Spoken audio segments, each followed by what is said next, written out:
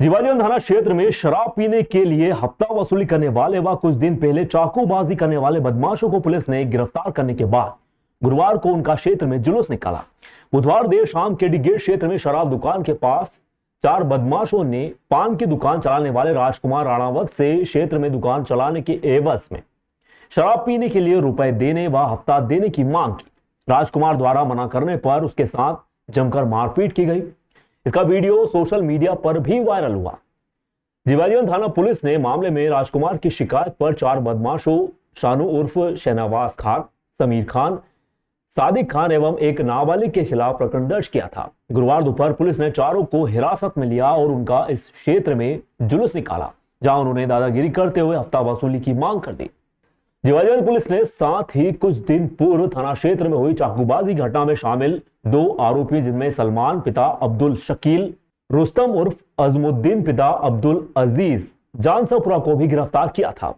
उनका भी हफ्ता वसूली करने वाले बदमाशों के साथ जुलूस निकाला गया। सभी बदमाशों को न्यायालय में पेश किया गया, जहां से सभी को जेल भेज दिया गया। जी, केडी गेट के पास में एक किराने की दुकान है जिस पर कि 2 पक्ष हैं, हिंदू और मुस्लिम।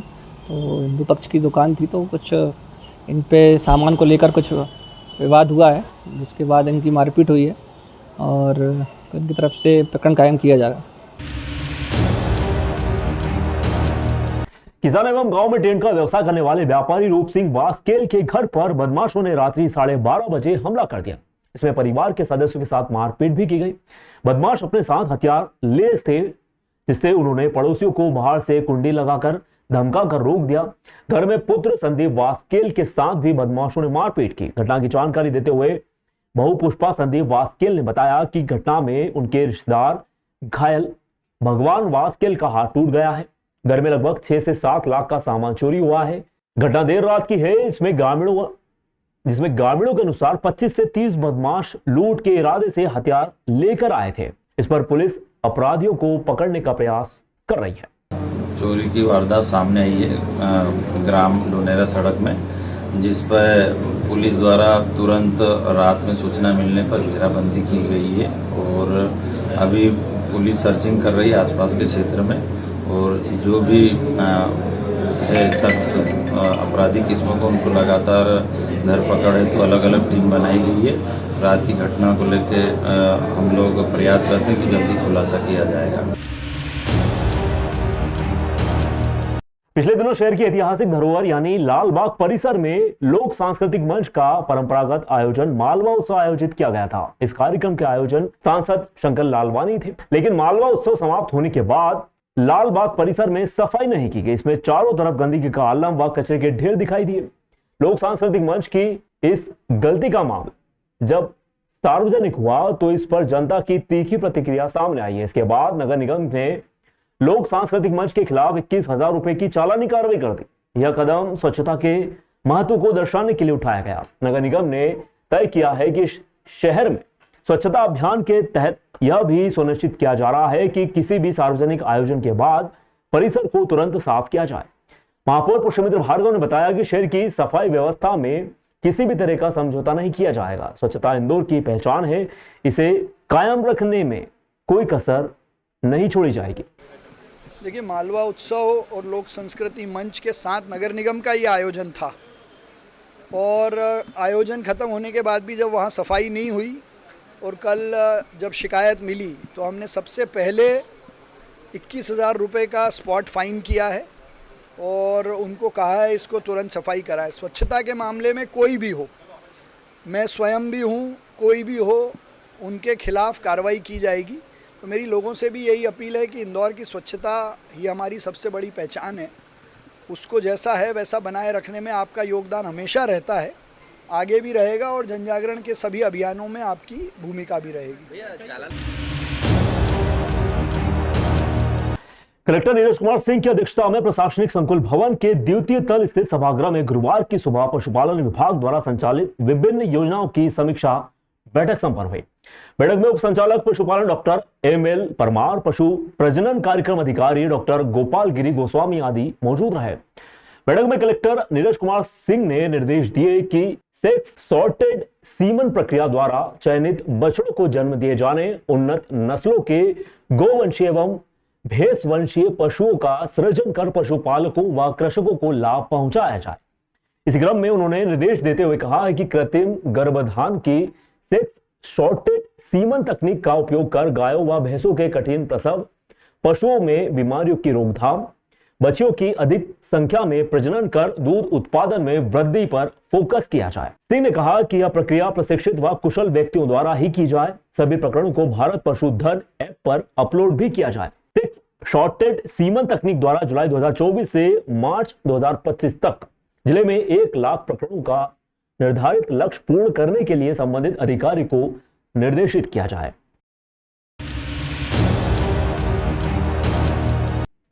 जबलपुर के डुंगरा एयरपोर्ट में उस समय हड़कंप की स्थिति बन गई जब सुबह 7:30 बजे होंडा सिटी की कार पर छज्जा गिर गया। संजोग यह रहा कि कार का चालक कुछ समय पहले ही कार से बाहर निकला था। इसके बावजूद छज्जा का कुछ हिस्सा उस पर गिर गया, जिससे मामूली सी चोटें जरूर आई। अच्छी बात यह रही कि जब यह हादसा हुआ तो पोर्च पर कोई भी मौजूद नहीं था। पोर्च के नीचे भारत सरकार के आयकर विभाग की गाड़ी खड़ी हुई थी। इसका नंबर MP 20 JK 5496 है। प्रत्यक्षदर्शी के अनुसार आज सुबह 7:30 बजे इंदौर से हैदराबाद जाने वाली फ्लाइट जबलपुर एयरपोर्ट से टेक ऑफ करके निकली।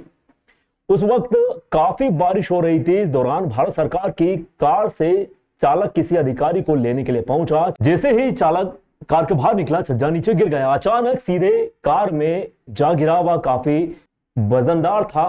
कार का छज्जा पूरी तरह से नष्ट हो गया।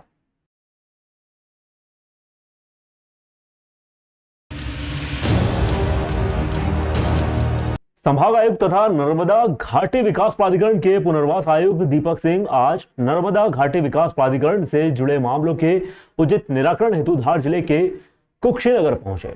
यहां उन्होंने संबंधित अधिकारियों से अभी तक क्या क्या हुआ है, कौन से होने वाले कार्य अभी तक बाकी है, इसके बारे में 1-to-1 चर्चाएं की। बैठक में पुलिस महानिरीक्षक Indore Anurag, Dhar collector Priyank Mishra, Barwani collector Rahul Panting, Alirajpur collector doctor Abhay Arvind Wedekar, Dhar police अधीक्षक मनोज सिंह, बड़वानी पुलिस अधीक्षक पुनीत गहलोत, अलीराजपुर पुलिस अधीक्षक राजेश व्यास सहित NVDA व पुनर्वास से जुड़े विभागों के संबंधित अधिकारी यहां पर मौजूद रहे। बैठक में संभाग आयुक्त सिंह ने कहा कि डूब प्रभावितों की समस्याओं का हल करने एवं उनके पुनर्वास में सुविधा बढ़ाने की सरकार की कोशिशों को संवेदनशीलता के साथ अमली जामा पहनाने की कवायदें जारी हैं।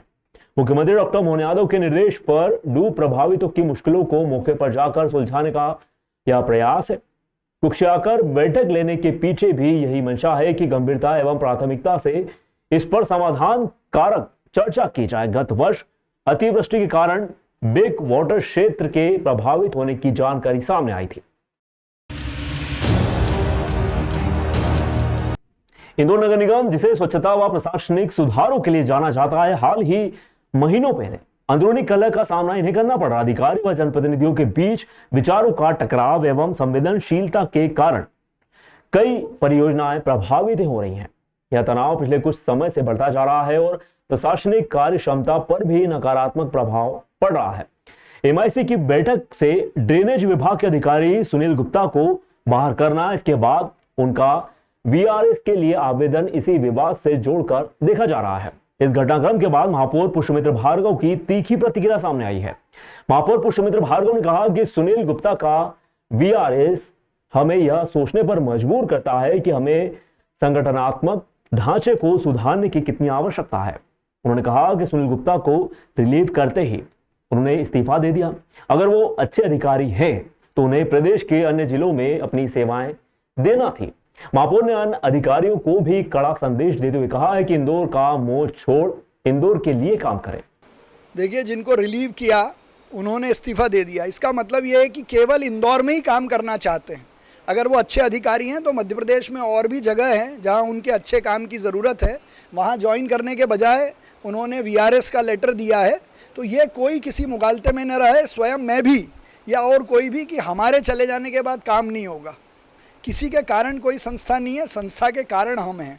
तो लोग बिल्कुल ये मुगालते भी ना रखें और भ्रम ना रखें कि हमारे कारण काम है, और उनका इस्तीफ़ा देना इस बात को बहुत स्पष्टता से दर्शाता है। और दूसरे अधिकारी कर्मचारियों को भी मैं कहना चाहता हूँ कि इंदौर का मोह छोड़कर इंदौर के लिए काम करें। अगर सरकार ने कोई निर्देश दिए तो उसका पालन करें। जिला खाद्य विभाग की बड़ी कार्रवाई। बड़वानी प्लाजा के पास स्थित मूलथान रिफिल जंक्शन को किया गया सील। कम पेट्रोल देने का वीडियो वायरल होने के बाद पंप पर पहुंची टीम। पंप की 4 नोजल से गाड़ियों में तय मात्रा में कम भरा जा रहा था पेट्रोल एवं डीजल। कितने में चालू होता है तेरा वो कार्ड? 10 से चालू होता है। रोज सभी कस्टमर को 10 से चेक कर दो। कौन सा पंप है ये? कहाँ पर है? पलासिया ओल्ड बड़वानी प्लाजा के पीछे।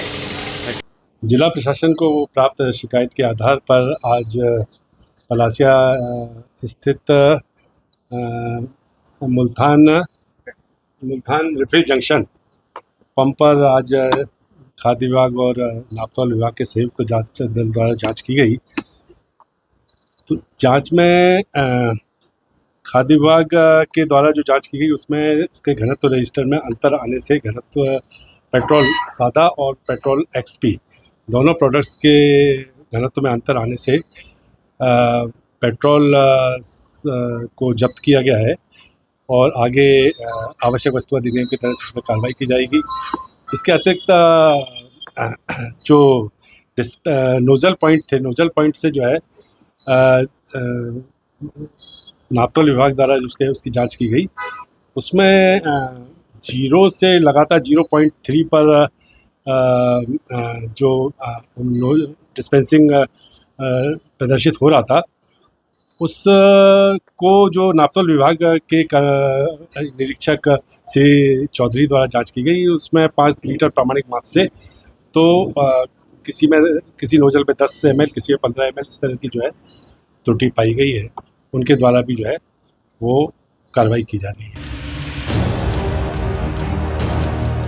इंदौर में यातायात व्यवस्था को सुधारने के उद्देश्य से प्रशासन ने अब शहर के मध्य इलाकों से संचालित होने वाली लंबी दूरी की यात्री बसों का संचालन शहर की सीमा से बाहर करने के आदेश दे दिए हैं। देखिए, जितने भी कॉन्ट्रैक्ट कैरेज की बसेज हैं जो शहर के अंदर से संचालित हो रही हैं, वो पूरी तरीके से बिना किसी परमिशन के, बिना किसी लाइसेंस के वो संचालित हो रही हैं। उनको सबको हमारे द्वारा नोटिस भी दिए गए हैं।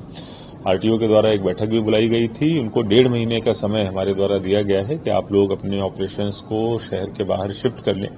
सुविधा अगर वो प्राप्त करना चाहते हैं तो हमने जो मुल्ला नेता का हमारा बस स्टैंड है उसका भी विकल्प दिया है, वो वहां से भी ऑपरेशन कर सकते हैं, या फिर अन्य अगर कोई अपनी शहर के बाहर प्राइवेट जगह पे शिफ्ट होना चाहते हैं तो उसके लिए भी वो स्वतंत्र हैं। लेकिन जैसा देखा गया है, जो लंबी रूट की बसेज हैं, बड़ी बड़ी बसेज हैं, जब टर्न करती हैं चौराहों पे तो उनसे बहुत ज्यादा ट्रैफिक जाम की स्थिति होती है। जहां खड़ी होती हैं वहां पर भी रोड पे काफी जगह वो लेती हैं, लंबे समय तक खड़ी रहती हैं। इसीलिए 1.5 महीने बाद जो कॉन्ट्रैक्ट कैरेज वाली बसेज हैं, इनका संचालन शहर के अंदर से बंद करके नगर निगम एवं जिला प्रशासन ने मिलकर एक संयुक्त अभियान चलाया। इसके तहत शहर के मध्य क्षेत्र में फुटपाथ पर से अवैध कब्जे हटाए गए। इस कार्रवाई के दौरान कई दुकानदारों द्वारा अपने प्रतिष्ठानों के आगे फुटपाथ पर रखे गए सामान को हटा लिया गया। शहर के मध्य क्षेत्र में लंबे समय से दुकानदार अपनी प्रतिष्ठानों के आगे फुटपाथ पर सामान रखकर या कब्जा कर राहगीरों के लिए परेशानी का कारण बन रहे थे। इस अव्यवस्था के चलते पैदल चलने वालों के साथ वाहन चालकों को भी रास्ते में रुकावटों का सामना करना पड़ता है। नगर निगम एवं जिला प्रशासन ने इस समस्या को गंभीरता से लेते हुए यह अभियान चलाया है। अधिकारियों ने बताया कि यह कार्रवाई नियमित रूप से जारी रहेगी ताकि शहर के सभी हिस्सों में फुटपाथ को अतिक्रमण मुक्त रखा जा सके।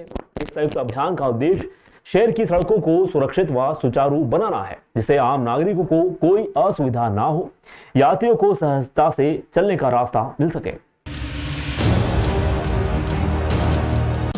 देश विदेश गांव शहर सब पे नजर, सबकी खबर, नया रूप है नए है रंग, सबको समेटे अपने संग। आपका अपना शहर का सपना दैनिक अवंतिका, दैनिक अवंतिका, दैनिक अवंतिका। खेल राजनीति नित्य फिल्मी बातें सब कुछ ही हम इसमें पाते। घर होटल ऑफिस या दफ्तर, क्लर्क प्यून या हो फिर अफसर, सबका चहेता सबका प्यारा दैनिक अवंतिका, दैनिक